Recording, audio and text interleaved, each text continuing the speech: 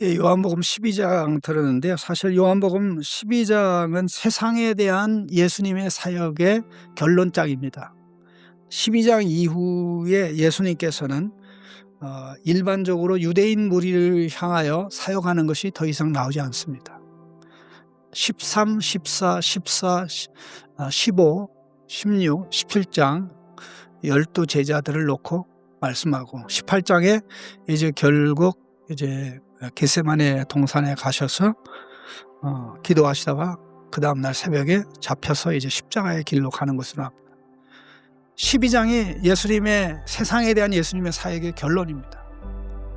예수님의 사역은 세례 증인 요한의 예수 증거로 시작해서 여기까지 왔는데, 시작도 하나님의 영광을 드러내는 것이고 진행도 하나님의 영광을 드러내는 것이고, 그 절정에는 그렇게 영광을 드러내신 예수님이 최고로 하나님의 영광을 나타내는 것인데, 바로 예수님이 십자가에서 높이 들리는 것입니다. 십자가에서 높이 들리는 것인데, 안타깝게도 예수님의 말씀을 들은 그렇게 많은 사람들이, 또 예수님의 기적을 본 사람들이 예수님을 믿지를 못했습니다. 그러니까 기적 한 번 보고 가르침 한 번 받고 믿어야 되는데 계속 예수님이 눈에 거슬렸어요. 말도 거슬리고 또 행하는 기적도 눈에 거슬리고, 특별히 그 요한복음에는 예수님이 안식일에 행한 기적만 기록되어 있습니다. 예를 들어서 5장에 그 38년의 명작이 안식일에 또 깨끗함 받은 사람입니다.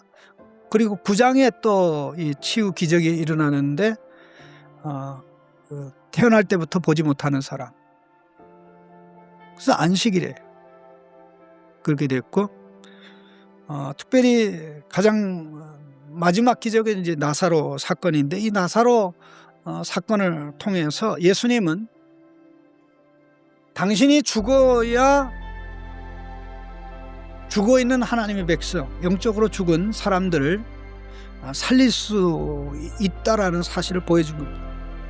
나사로의 죽음과 다시 살아남은 예수님의 죽음과 다시 사심을 결정적으로 이용하는 사건이고, 그렇기 때문에 이 나사로 사건의 결론으로 예수님은 죽음을 향해서 굉장히 빠른 속도로, 그 드라마를 보면 어떻게 되냐면 느릿느릿 지나가다가 이제 템포가 빠르고 음악이 급하게 진정되면서 태세세세 이렇게 나가는 것처럼, 바로 요한복음 11장 나사로 사건 이후 12장에 팍팍팍팍 십자가를 향해서 팍팍 하는 그 그림이에요.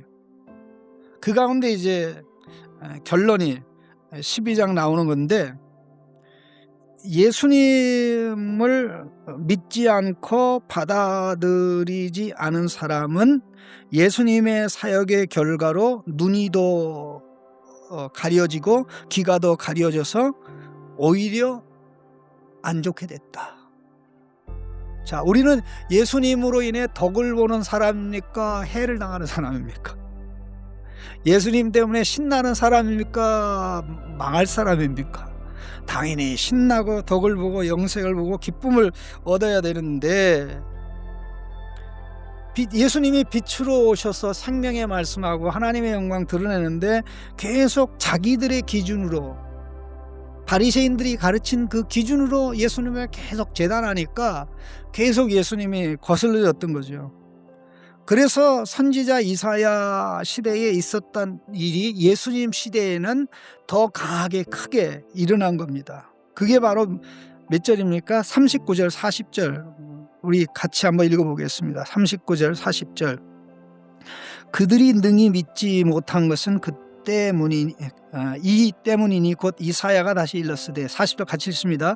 그들의 눈을 멀게 하시고 그들의 마음을 완고하게 하셨으니 이는 그들로 하여금 눈으로 보고 마음으로 깨닫고 돌이켜 내게 고침을 받지 못하게 하려 함이라 하였음이더라. 근데 41절에 뭐라니까? 이사야가 이렇게 말한 것은 주의 영광을 보고 주를 가리켜 말씀한 것이라. 이게 예수님에 가서 절정에 도달했다는, 자, 그러면 이사야의 사역이 사람들 원래 눈을 감기게 하기 위한 사역입니까? 눈을 뜨게 하기 위한 사역입니까? 눈을 뜨게 하기 위한 사역입니다. 또 귀가 닫혀 있는 사람 귀를 열어주기 위한 사역이죠. 마음이 닫혀 있는 사람 마음 열어서 하나님을 품고 살게 하기 위한 것이죠. 그런데 이사야를 세우신 하나님의 목적과 이사야의 사역의 결과는 달랐습니다.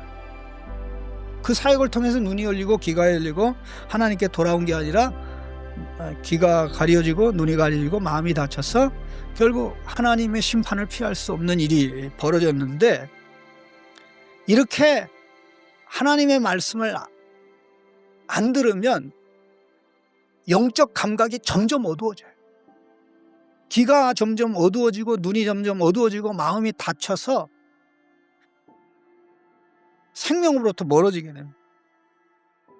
이거는 예수님 이사야 때 일어나고 예수님 때 일어나고 복음의 시대에 그대로 일어나.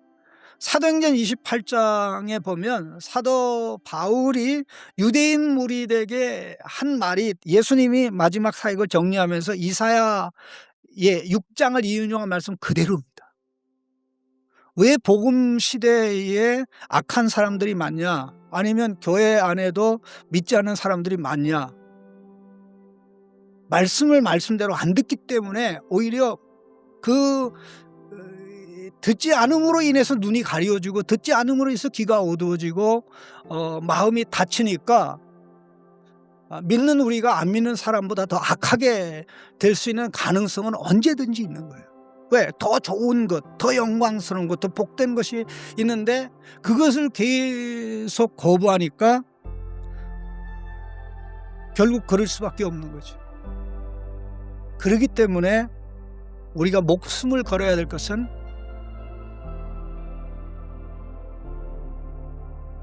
내 눈이 열리도록, 내 귀가 열리도록, 내 마음이 열리도록 하나님의 말씀이 열어주는 역할하고 하나님의 말씀이 보게 하는 역할하고 하나님의 말씀이 있고 그 말씀을 가지고 성령이 있어요.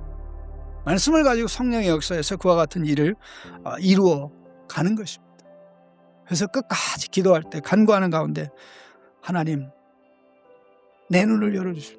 나사로처럼 무덤에 수없이 많은 사람이 있는데 거기서 나온 사람은 나사로 하나밖에 없어요. 왜 그럴까요? 예수님이 나사로야 나오노라 그랬잖아요. 다른 사람의 무덤 앞에서 죽은 자들아 나오라 했으면 죽은 자들 다 나올 수도 있겠죠. 그러나 나사로를 그 물리적으로 듣는 것하고 주파수가 움직여서 귀에 울려서 들리는 것하고 영적인 주파수가 움직여서 반응하는 건 또 다른 문제예요. 그 영적인 주파수가 가동할 수 있도록 된 게 성령을 받은, 성령이 내주함을 받은 우리들입니다. 그런데 계속 그것을 이렇게 들으면 결국 세상 말만 잘 들리고 세상 사람들이 보여주는 것만 잘 보이고 하나님 말씀으로 점점 멀어지기 때문에 우리는 이런 상황에 어떤 상황에서도 하나님의 말씀이 들리지 않고 하나님 말씀이 이 세상을 이끌어가는 것을 보지 못하게 되는 상황이 발생하지 않도록 하나님 주의 음성을 내가 들으니, 사랑하는 말, 음성을 들을 때마다 그렇구나, 그렇구나, 그렇구나 그래야지. 주의 음성을 내가 들으니 화가 난다, 분노가 난다, 이렇게 돼서는 결코 될 수 없는 노릇인 줄로 압니다. 하나님 말씀의 은혜, 말씀을 통해 성령이 역사해서 그 생명을 가지고 나사로가 움직이니까 나사로 때문에 예수 믿는 사람들이 일어나듯이 예수 생명으로 살아나서 그 생명으로 살아가는 우리가 삶의 현장에 있을 때 우리 때문에 믿는 사람들이 많아질 줄로 믿습니다. 말씀으로 살아나고 살아갈 때 우리 주변의 사람들이 우리 안에 있는 예수 생명을 보는 겁니다. 저 사람 별 볼 일 없었는데 예수 생명으로 살아가는구나. 예수 생명으로 살아갈 때 사람들 끌어당깁니다. 이런 교회를 또 이런 성도를 만드는 것이 하나님께서 우리에게 주신 사명인 줄로 믿습니다.